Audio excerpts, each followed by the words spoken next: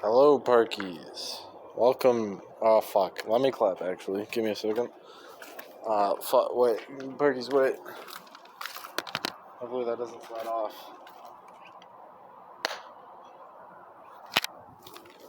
Hope that was good, because if not, this is going to be really fucking awkward to sync the audio. Hey, Parkies. Welcome to episode 29 of Parkade Pals. So, I guess let's address the elephant in the room. Problem number one. Where's Parkade Pal Zero? He's nowhere to be seen. That's a good question. And frankly, I don't really have enough information to explain why he's not here. But he's not here. So, problem one, solved. Problem two, where the fuck are we? I don't know. This is a new spot. This is, I think, this is right outside of the professional faculties building at U of C. And I've taken pictures here before, and it's really nice. Back when I was doing more photography. But now I'm doing epicness. And so I thought this would be cool. It's a pretty cool spot, pretty scenic. Got some nice, you can see the university behind me. It's pretty cool. I did not know that this was like quite a large footpath. So there were quite a few people behind me that will periodically, you probably won't hear, honestly, because the mic I'm using isn't that good. But you will definitely, I'll talk about them, I guess, because they'll be behind me. But yeah, new spot. No Parkade Pal Zero, which means this is a solo episode. I also want to go over a couple of the other things that are going on. So, the audio probably sounds quite different. And that's because I'm in the most fucked setup possible. If you've watched the previous episodes, you know that Parkade Pal Zero and I, both have two halves of the setup that we use for most of the recording. Parkade Pal Zero has the camera, the 2010, I think, Sony Handycam, that we use to film all of the episodes. So honestly, this episode's probably looking a bit better considering it's filmed on my phone. But if you would also know, usually we record the audio on my phone, which we're not doing today because it's a bit far from me. I have the tripod, so it's sitting on the tripod right now and it's recording me, which is probably why it looks somewhat decent. But I'm recording the audio on my old phone. You guys wouldn't know, but those who know, they know this fucking shit-ass, like, Amazon case that fell apart pretty quickly. Yeah, it's a pretty shitty phone. It has like a terrible battery, and I'm not expecting the audio to be good even in the slightest.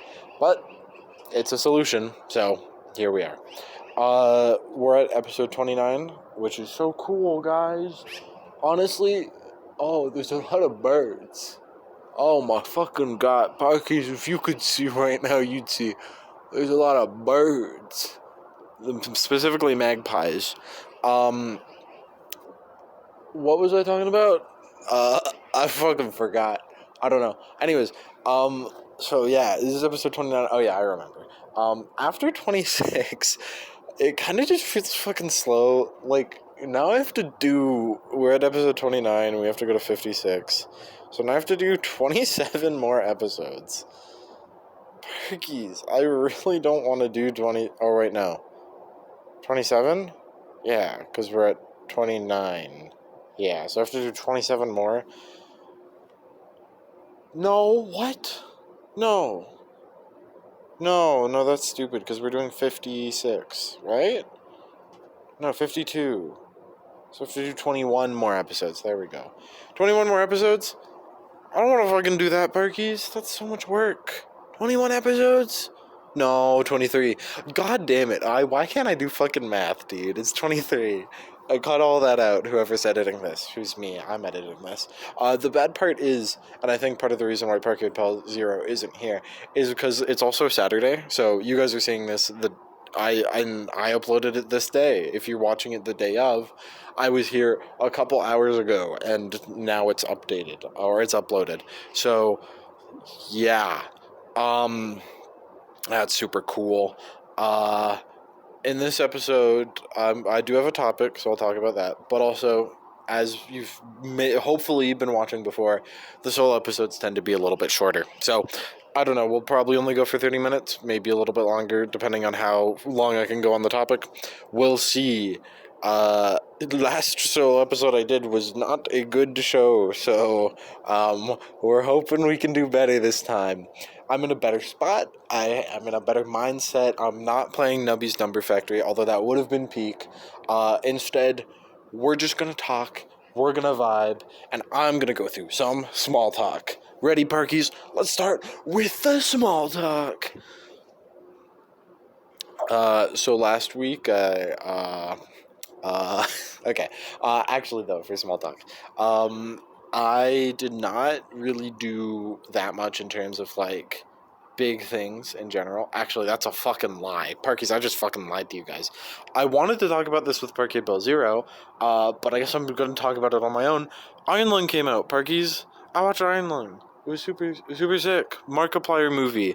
We watched it on opening day on January 30th, which also happened to be the day before my boyfriend's birthday. So it was kind of like a double celebration thing. We got to see Iron Lung, got to celebrate his birthday. Super cool. Iron Lung actually peak. And I know all the fucking comments you're gonna be coming in. That's just my bias speaking, right? And yes, you're right. I loved Iron Lung. I enjoy Markiplier a lot. He's a really good YouTuber. And so all of it culminating together into a movie that mixes both of them together, pretty sick. And the movie overall wasn't ass. As an unbiased person who had never seen it before, like if I were that, honestly, it'd probably be just kind of okay, kind of what you would expect for like an indie filmmaker who really cares about the project. Like nothing crazy in any department, other than honestly, I mean, personally, the vibe I think was entirely nailed. If it existed in the context of Iron Lung, like the game, but Markiplier didn't make it, and that was what it is, like Markiplier wasn't acting in it. Honestly, I'd say that that's pretty fucking sick. They nailed the vibe entirely with Iron Lung, the whole submarine, the whole mystery thing. I think the vibe was like the biggest thing that was nailed. Um, in terms of writing, I I mean I liked it personally. I thought that it served the purpose that it needed to. But I heard a lot of people saying that it was kind of meh, which, to be fair, I don't think they're entirely wrong. The writing was a little. The story was good, and I'm not gonna spoil for all you chuds who haven't seen it yet. I don't think it's in most theaters at this moment. Sorry, I'm looking around. I don't know why I'm paranoid. I've done this so much. Shouldn't be scared. But yeah, for all of you chuds who haven't watched it, I won't spoil it, I guess. Because honestly, to be fair, there's not really that much to talk about in terms of like I could just gush on in the story and say like, "Oh, it was good. I liked this, I liked this, I liked this," but I'm not gonna go into that. But overall, I thought it was super good. I think that you should watch it, even if you're not like someone who generally goes out and watches horror movies. I think that it's worth a little watch because it's kind of freaky. It's kind of it's kind of encapsulating, and honestly, it's not really like other YouTuber movies where you're like, oh, it's the YouTuber. On it, like halfway through the movie, I was pretty immersed, and I kind of forgot that Markiplier was the main guy in the movie, which I think is a good hallmark of like a pretty good movie. If the actors don't ruin it, the Mario movie was kind of the opposite for that for me. The like faces that they used for, like Bowser and Mario were kind of ass. I'm not even gonna lie. So I don't know. I feel like it's a good like switch between what usually is bad directing in video game movies. If you've seen most video game movies, they're pretty ass. And like a YouTuber movie, which also tend to be ass, and you mix them together and with someone who actually cares, and it seems to be good. So yeah, not to belabor the point, but Iron Lung, good. other thing I did, it's been a long time, honestly, since we filmed the last episode, because I'm filming this the day it's supposed to be uploaded. So you guys are getting 2 weeks of stuff. In terms of my actual personal life, school's been kind of rough recently, which is kind of what I expected. Not rough in the way that it was last semester at all. Turns out, you take one less class, it's a lot easier to manage. So I've been working on some lab reports that are due next week as of filming. I had a midterm yesterday.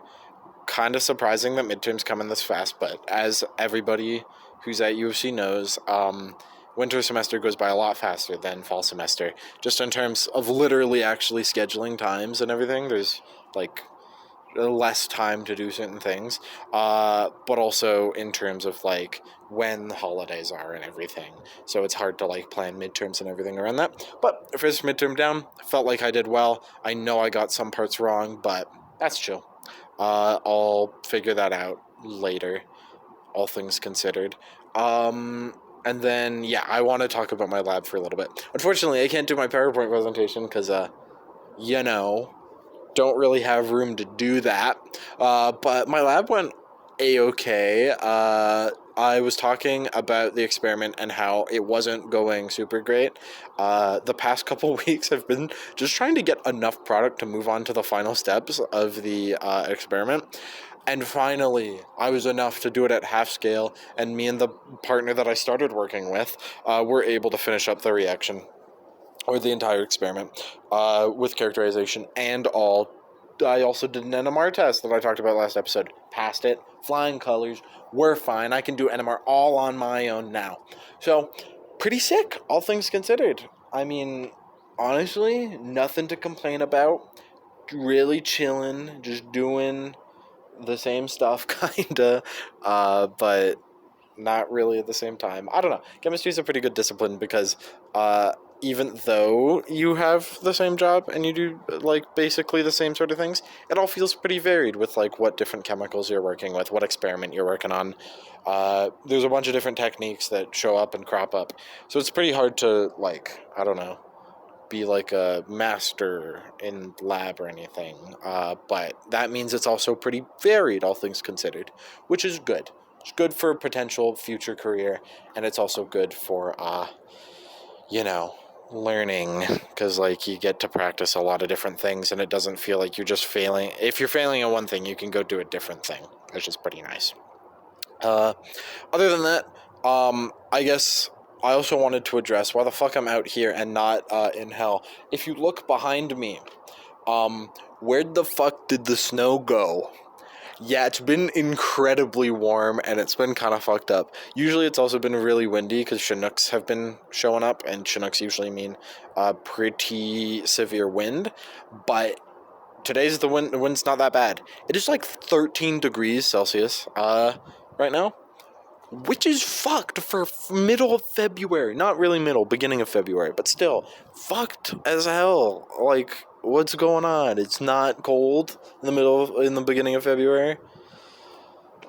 I don't know, man. Apparently, in the east, my weather app told me that eastern Canada has been fucking suffering in the cold. So that's pretty cool. They've been having, like, really bad days or something. I don't know. I didn't really read too much more on it. But it's been pretty cold for them. Not cold for me.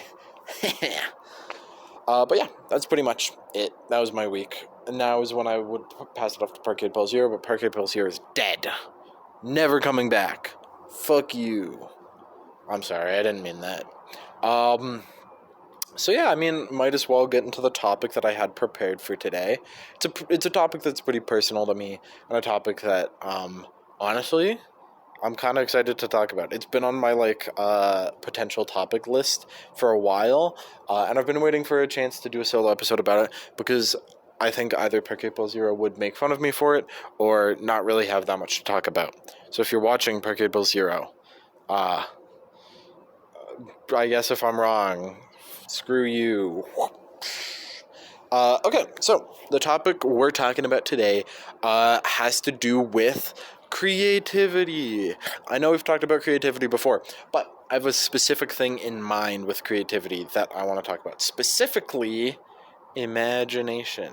And specifically, part of that, the worlds we build in our head. So, I'm going to start off with a little anecdote about my life and how I've sort of lived it. A couple days, or no, not days, a couple months ago, uh, at this point, I was asked a question while I was talking with a group of people that I know sort of well. That is, what is, and I know it's kind of lame. It's kind of millennially, whatever. Fuck you.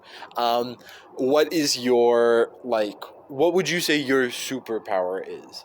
And what that sort of is talking about is like, what would you say you're better than most people at, or it's something that you would say you're naturally good at that is like a core part of your personality? Or it doesn't even necessarily have to be a core part of your personality. Some people were like, oh, like, I'm an empath. Meh. Some people were, I don't know, really good at like biohacking. I know that was like a thing. That is super, super cool. I thought about it for a while, and it was troubling to sort of like come up with an answer for that. But I said my creativity, which, if you asked me that a couple of years ago, and I think I've talked about this a little bit, if you asked me that a couple of years ago, I never would have said creativity. I was convinced when I was really young, for the longest time, that I was one of the least creative people that I knew because I didn't draw, I didn't, well, I didn't create anything. I didn't draw, I didn't write, I didn't sing, I didn't do anything basically other than consume media like a good little capitalist or consumer, I guess, and I don't know, kind of just live my fun little life, which is kind of weird, I guess, because I still think that I was a very creative kid. The reason I think I was a very creative kid is because what I would do instead of all of that, the way that I would release my creativity, the way that I, instead of like writing, instead of actually making anything, is I would make worlds in my head. I would consume media and then take little bits of those parts of the media. I'd get inspired of them, and I'd synthesize them all together into a sort of imaginary world where, I don't know, things would happen. A story would happen. Stories that were interesting to me. Villains would show up from, from movies I've seen, or games that I've played, or books that I've read, that particularly interested me. I made stories in my head. I made worlds in my head that were interesting to me, and I don't know. At the time, to be fair, this is something I frame as like, oh, something that I did when I was a little kid. This was something that I did probably up until the beginning of high school, and it was something that I didn't share with anyone. In fact, as of recording this, I don't think I've literally told anyone that this is something that I preoccupied a large amount of my time with as a child. I was known as more of like a quiet kid, sort of kept to themselves. I wasn't necessarily particularly great at anything that I did, like in school specifically, like with math or with science or with English or anything like that. And honestly, I didn't really have that many skills to write home about, but I was always quiet. And why was I always quiet? It's because I was in my head, running through scenarios and in the worlds that I created. And honestly, it sounds kind of cringy. It's because it is. I was embarrassed about it for a very long time as a kid. I was like, I'm never going to share this with anyone. I'm never going to talk about this with literally anyone in my life. And I mean, I feel like I had decent reason to. It's kind of a weird thing to do. You wouldn't expect it, but I also didn't have a ton of friends at the time. I had close people I was with. I met Parkade Pal Zero around this time, and I did have a clique that I would every now and then talk to. But always throughout that time, I was thinking to myself. I was like, I was making characters. I was making like stuff for those characters to go through. I don't know. I was making stories in my head, but I would never write them down. It never occurred to me to actually like turn that into something, you know? And I bring this up because I think that this is more of a common thing than people realize. Maybe not to my to the level that I necessarily did, but I think that I think that this is something that pretty much everyone does. But to me, it wasn't at all. People played sports. People did, I don't know, productive things with their life. They had friends and, I don't know, drew things and stuff.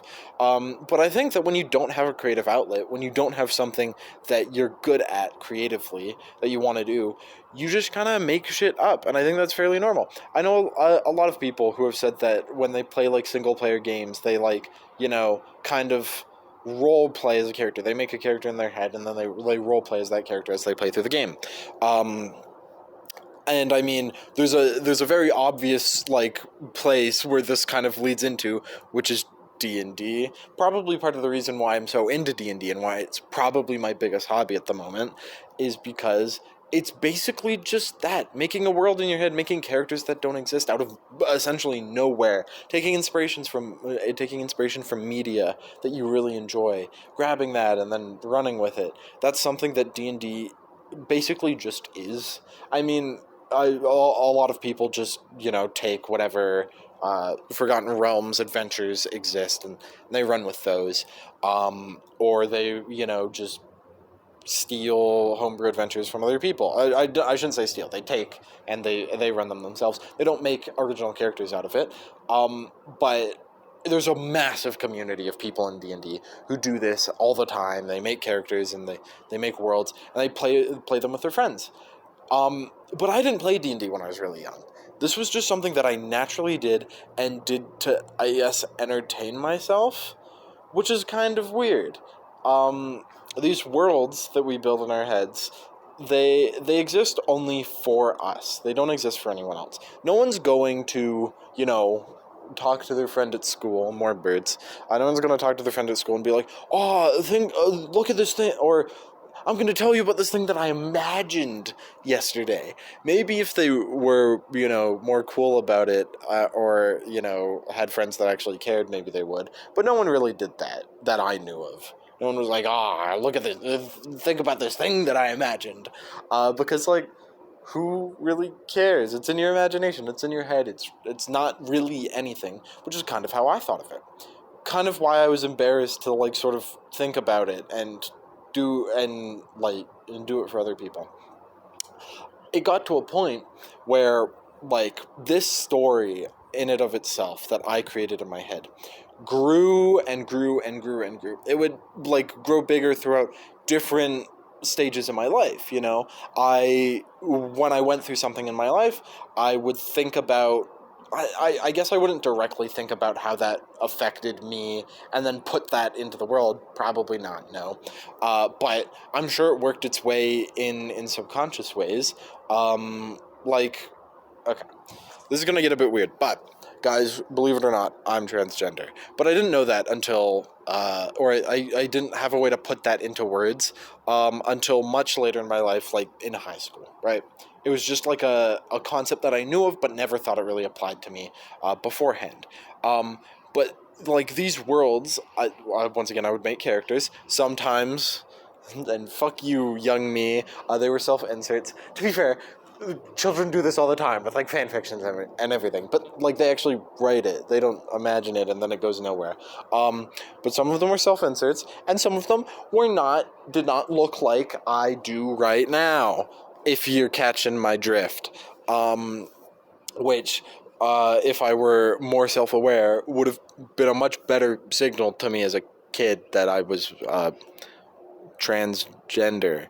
But what I'm sort of trying to get at is that things that I would experience, things that I would consume, media, life events, things that I just thought were cool, like cool concepts at the time that I would learn about, I would integrate into this. And it got to the point where, like, this is such a part that, like, this is such a big part of my life in the way that I imagine things, that it became a part of the games that I played as well, the movies that I watched. I would, while I was playing this game, imagine the characters that I've made going through these scenarios. I would play games entirely to be like, oh, this is going to be another arc in my brain adventure, in my brain, like, story. Okay, this is kind of cringe, guys. But whatever. I think it's cool because I think this is one of the I think this is my superpower. I think this is the thing that I am the best at in my life. I think I'm the best at synthesizing information that I've seen and making and being creative with it, making it into something, which I didn't see as creative before, but it definitely is creative. Playing a game and then like being able to like synthesize an entire story around it, being able to imagine a way in which the enemy, which usually didn't fit like the conflict that I was writing in my head, being able to imagine that villain, like the way that their actions can connect to further actions in like my brain story, is creative. That's very creative. That's using somebody else's like art and writing and stuff, and like sort of like connecting it and letting it blossom into its own sort of thing, which I think honestly is really cool. It's a way. It's sort of a form of improv, kinda, because I would do it while I was like while I was playing the game. I would imagine how that connects to itself. But I don't know. Maybe that's going too far with calling it like improv or something. I'm not really the best at improv, but who knows? Maybe I just don't see the connection yet.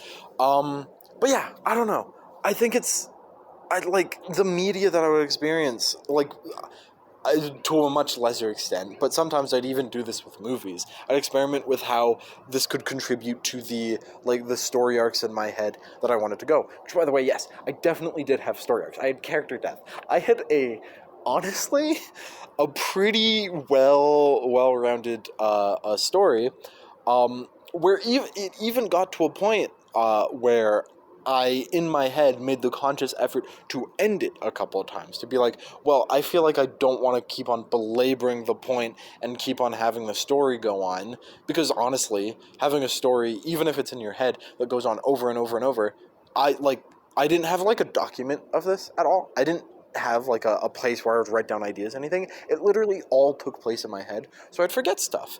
And also, at the same time, it kind of just got boring to go through the same characters and everything again. So I would make an effort to stop it and maybe start a new one.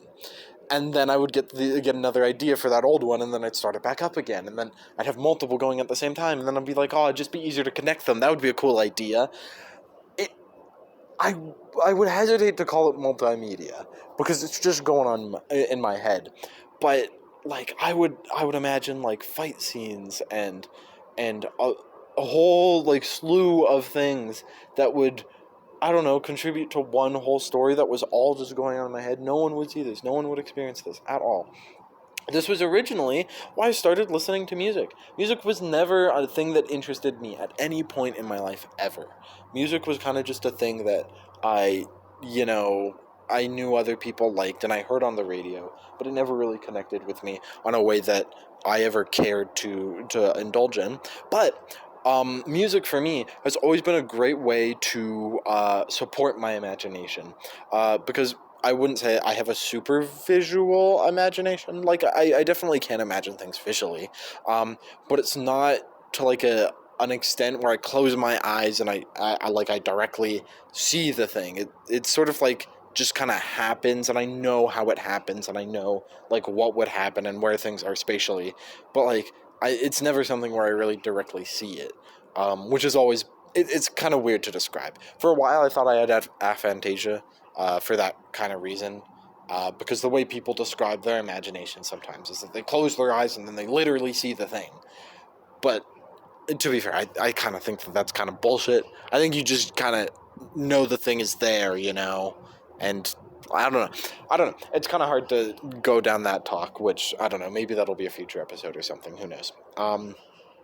But music has been always a way for me to imagine certain scenarios. Listening to really high energy music for like fight stuff, listening to more sad, more like mellowy music, that sort of like emphasizes like a sad moment or something, or a dramatic moment or something like that. this is why I originally got into listening to music, and where my really long playlist originally came from. I would, based off of the scenario, pick certain songs from certain media that I liked, and sort of run through the scenario in my head. I'd pick songs that I thought were like thematically good for certain things. I'd be inspired by songs. I would make different arcs based off of certain songs that I'd listen to. I'd make characters do certain things based off of what happened in the lyrics in the song or something like that. This was it got to the point where I started consuming media because of this thing that was happening in my head. It was something that entertained me. When I was bored in school and I didn't know what else to do, I'd imagine the next arc that I wanted to go on, right? Whenever I had free time.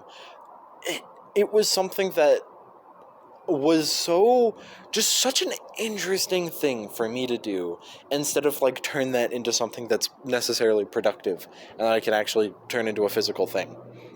It was so weird, but I always just had convinced myself that I can't do the physical thing. I can't make the physical thing because I'm not creative.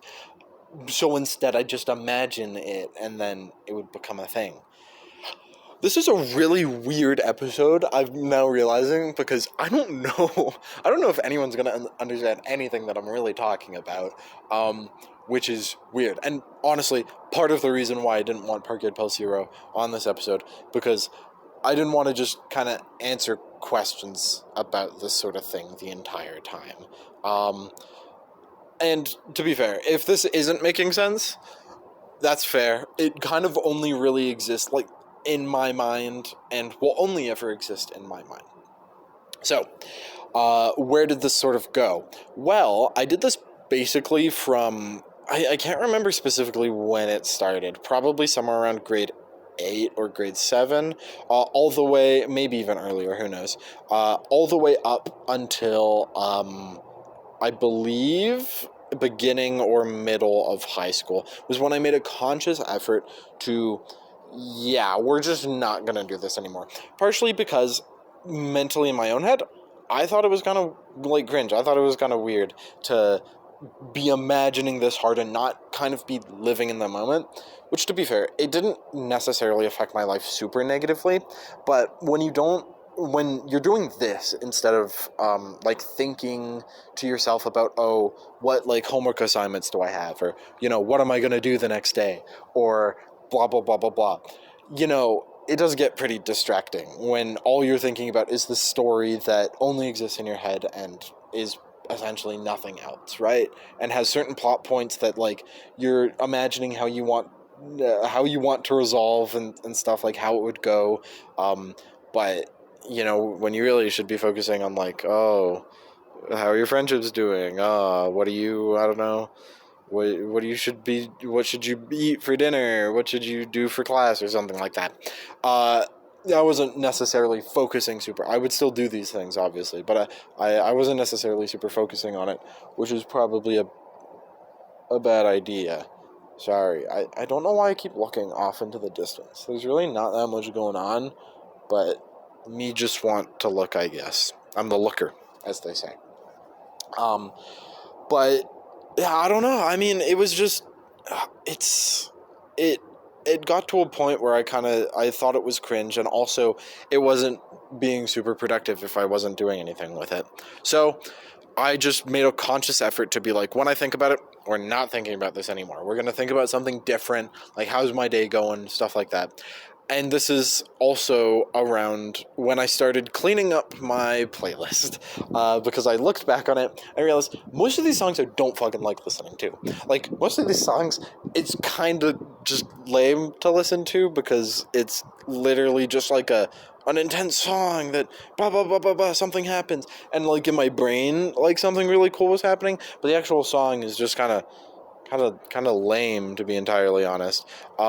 So I cleaned up a lot of my playlist, and I started listening to a lot of songs that I definitely would listen to just kind of casually and everything, and music that I would actually like, which, to be fair, I think was a much better move, all things considered. It definitely helped me consume media a lot more directly in that way. I also And I mean that for like video games and movies as well, because now instead of living in my own head for what I wanted to happen there, I was living in the story, which let me like consume more themes and be more deep about like what's actually going on in the story and what does the like writer want me to know, rather than kind of seeing how I could spin it in my own sort of way.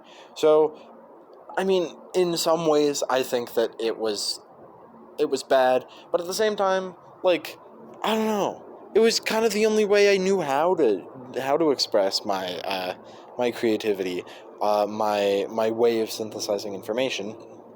So, nonetheless, I stopped doing it, and I mean, the question really is, if I put an effort into stop doing that, do I actually stop doing that? Well, no. The answer is fucking no. Of course not. Because my brain works in funny ways, and if I don't have a creative outlet, I'm gonna imagine little worlds. Except when you try to point out, like, oh, it's a fantasy thing. No, stop. You just don't think about the cool fantasy things, the funny little fantasy things that go on. Instead, you start to think about real things. So, this is where I started, and I had done this before, but this is where it really started to happen, where I started to imagine alternate.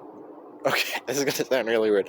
Well, alternate like worlds of like real life, of like what I would be doing if I was in another scenario. And I think this is a lot more common. I think people do this a lot more. Like, I'm imagining what I would do if I was like super rich and I was in this scenario. I'm imagining what I would do if I had this job or this job or this job. I'm imagining what I would do if like somebody was mugging me and I can do this instead. I know I've heard a lot of testimony that people, and I do this as well, with like arguments in their head. Like, oh, what would this, like winning an argument in your head, what would this person say? What would I say back? That kind of shit. Which, to be fair, is also very cringe. Just as cringe as all of the cringy things that I've been talking about so far. But this, I would say, is a lot more negative because you're literally not living in the real world. You're literally just living in your head, and it's kind of lame because you can just go like do normal things and not imagine what you would do in like this specific scenario. It has none of the benefits where I'm like kind of at least going through cool things and stimulating like a story making concept of like, oh, these are what like arcs would be, blah blah blah blah blah. I'm not doing that. Instead, I'm just thinking about what potential possibility things you're doing. It's kind of like before I was imagining like a fantasy like you know, adventure game or something, and then when I stop myself from doing that because that's too cringe, I start imagining like a drama where, oh, I'm Dr. House, and what would I do if this person had lupus? I didn't actually do that, but I wouldn't put it fucking past me if I was a big House fan. I don't know. So yeah, that's cool. Eventually, I realized that fucking sucks. That's really bad for me. And to be fair, I think everybody does this, and I still kind of a little bit do this, but not nearly to the level that I used to before, where I was imagining like basically 24/7, just kind of whenever I had time, I would just sit in bed and imagine what I would do in certain scenarios and how I would act and and what would go on. That's bad. That wastes a lot of time and it's not necessarily productive or anything. Just do the fucking thing, you know? So eventually, I finally realized, and this is at the like beginning of university, I finally realized that, I can do this and make something at the same time. So I made a D&D campaign that I played with my friends. Oh my god, this is so much fucking better. Jesus Christ. Because, like, you can make the story, you can make the fantasy thing, you can make the funny characters, and then these characters actually mean something, and people see them, and they interact with them, and then they, like, actual things happen. And you could still listen to the music that's cool, just in a different area, in a different playlist or something, in a different, whatever, who cares? You could still do that. But now it's, like, actually a thing, it's productive, you're doing it with friends, you're socializing, and you're still being creative. You're learning a lot about like story stuff and letting that go further. It can still be cool. I don't know if hiccups. Oh god. It can still be cool. So yeah, and since then it's basically just been entirely D&D. I haven't done it anymore, where I imagine worlds in my head, other than if it's for a D&D campaign, where I'm imagining, oh, what would these player characters do if they were met with like this villain, and then the big fight happens out, and it's super cool. Or like, what would my character do in this situation if this all happened? Blah blah blah blah blah. If anything, it just makes more interesting characters to imagine it this way. You're fully fleshing them out. You're role playing in your head in a way that isn't not that good, and like it can actually become a thing that's like a thing that's kind of cool and stuff. You know. Anyways, it turns out, guys, that if you're too in your head, like I was kind of in my head for a little bit there of my life. Put it on a piece of fucking paper or something. I don't know. Go write a story. Go write fan. I would have been a cool fan fiction author, I guess. Probably would have learned a little bit more about like storytelling. Actually, that's probably not true. If I made fan fiction, I don't think that's where it would have gone. But yeah, I mean, I don't know. It kind of just ends there a little bit. Um, these stories are wide and ranging, and I think they're an important part of my personality and who I am and why I am. Um, I I mean, now it's very obvious to see that like this can be turned into like something that's creative, something that actually contributes to something that's good. Like this and it's hard to say. I wouldn't necessarily say that this is super creative because it tended to not be super original. It tended to be more synthesizing things that you've already seen and pulling that together into something that's different, right? Which is tend to that seems to be how I write D&D stuff today, and that's fine because I'm only doing it with my friends. But it wouldn't be as fine if I was, I don't know, making like a story. If you could easily pick apart what like inspirations came from a story, I mean, it wouldn't be the worst in the world, but knowing that you're kind of just copying something is kind of lame. So it's good to like know how to like take an idea and then sort of make it your own a little bit. See the theme of like this movie that you really liked, but like tell it differently, tell it with different characters, tell it with different, I don't know, a different like overall meaning. Like you can use some of the theme, but like change some of the meaning or something that's maybe more core to like who you are or something. I don't know. But these worlds, they I feel like they're part of who I am, of who I create, who I really am. There's this movie that I watched about a I think about a year ago now. I don't remember. It's a movie called The Life of Chuck that's based off of a book of the same name written by Stephen King, a short story, not a book, who took a quote from a poet and put it in that book, and it meant a lot to me when I watched the movie. I forget the exact quote, but uh, it's something like, "I am wonderful, I deserve to be wonderful, and I contain multitudes." I think that's the quote. That last part there, "I contain multitudes," is sort of the thing that I think wraps all of this up together. Um, Everyone, at every point in their life, has different parts of them that all contribute towards their personality, kind of. You can sort of think of it like that. They all, everything, every little thing that you do, every little conversation that you have contributes to who you are as a person. And that's true for the way that you think as well. I, in a literal and in a metaphorical sense, am a tapestry of every person that I have ever met and every person that has ever talked to me, that I've ever seen, that has ever, I don't know, made some sort of impact on my life. I'm a tapestry of those people. And those people influence me in so many different ways. That, to me, is what creativity is. It's taking all of that tapestry together, all of the multitudes that you are, and turning it into something. Whether it be like a story in your head, whether it be a story that's on paper, whether it be a song, whether it be anything. Those are the things that make you who you are. Those those small little imprints that shape, the millions of things that you'll do. That is who you are, and those are the multitudes you contain. Those are the awesome multitudes that make you the wonderful little chuddy that you are. And so, I don't know, I just sort of wanted to talk about that. I think that that's my superpower. I think that that's who I am, and I think that's the thing that I am the best at. I think it's the thing that makes me the most happy, and the thing that contributes the most to my personality. To if you meet me, you are but one little drop in the desert. Maybe not desert. You're one drop in the water that, or in the ocean. Fuck, in the ocean that makes up my mind. Anyways, I think that's pretty much about it. That's kind of all I wanted to talk about. The world is wonderful, Parkies.